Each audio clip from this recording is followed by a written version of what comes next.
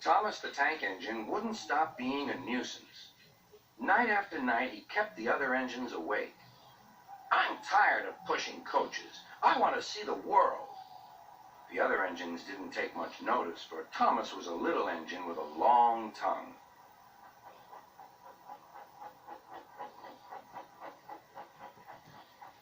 But one night, Edward came to the shed.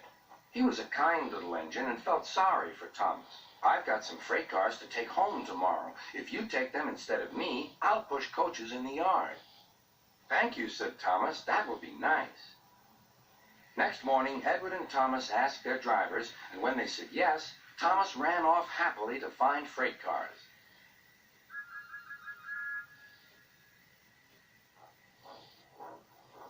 Now, the freight cars are silly and noisy. They talk a lot and don't attend to what they are doing. And I'm sorry to say they play tricks on an engine who is not used to them. Edward knew all about the freight cars. He warned Thomas to be careful, but Thomas was too excited to listen.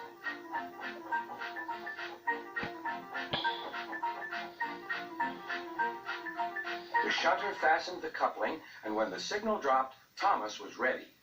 The conductor blew his whistle. "Beep, beep," answered Thomas, and started off. But the freight cars weren't ready. "Oh, oh," they screamed. "Wait, Thomas, wait!" But Thomas wouldn't wait. Come on, he puffed. "All right, don't fuss. All right, don't fuss," grumbled the cars.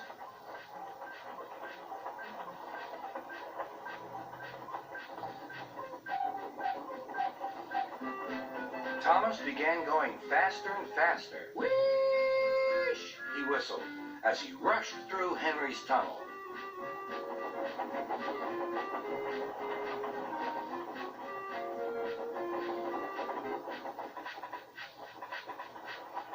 "Hurry, hurry," called Thomas.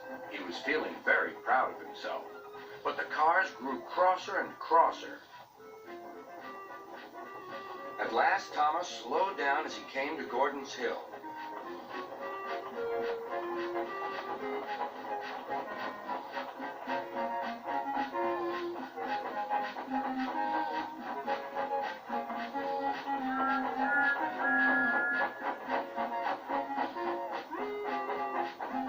"Steady now, steady," warned the driver as they reached the top. He began to put on the brakes. We're stopping, called Thomas. "No, no, no," answered the cars, bumping into each other. Go on, go on." Before the driver could stop them, they had pushed Thomas down the hill and were rattling and laughing behind him. Poor Thomas tried hard to stop them from making him go too fast. Stop pushing, he hissed. But the cars took no notice. Go on, they giggled in their silly way. "There's the station. Oh dear, what shall I do?" cried Thomas. They rattled straight through and swerved into the goods yard. Thomas shut his eyes. "I must stop." When he opened his eyes, he saw he had stopped just in front of the buffers. There, watching him, was Sir Topham Hatt. "What are you doing here, Thomas?" he asked. "I've brought Edward's freight cars," Thomas answered. "Why did you come so fast?" "I didn't mean to. I was pushed," said Thomas. "You've got a lot to learn about freight cars, Thomas. After pushing them about here for a few weeks, you'll know almost as much about them as Edward. Then you'll be a really useful engine."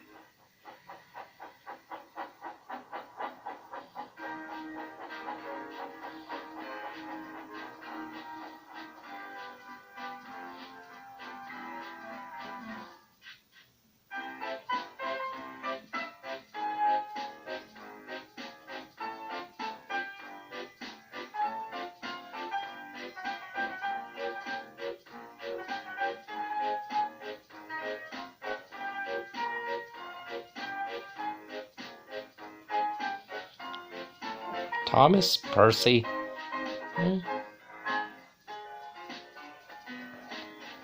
And Trevor.